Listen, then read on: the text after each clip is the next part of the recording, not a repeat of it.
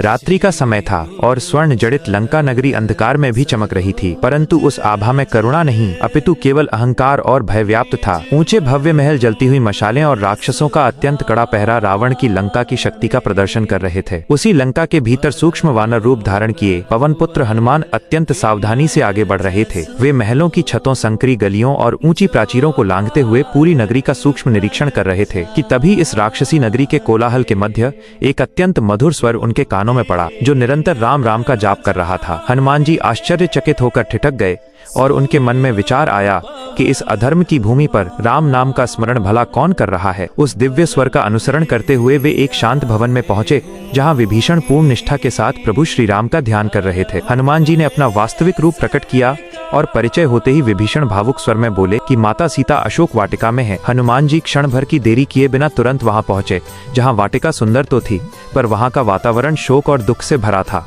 अशोक वृक्षों के नीचे माता सीता अत्यंत साधारण वस्त्रों में अश्रुपूर्ण नेत्रों के साथ बैठी थी और उनके होठों पर निरंतर केवल श्री राम का नाम था।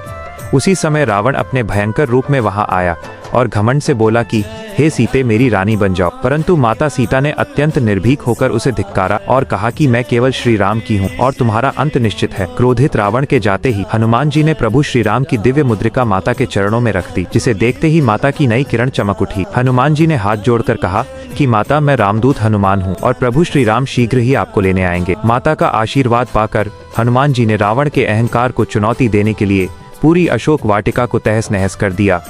जब रावण का पुत्र अक्षय कुमार युद्ध के लिए आया तो दोनों के बीच भयंकर संग्राम हुआ और अंत में हनुमान जी ने एक ही प्रहार में उसका वध कर दिया, जिससे पूरी लंका कांप उठी और रावण क्रोध से जल उठा, क्योंकि अब लंका दहन का समय निकट आ चुका था।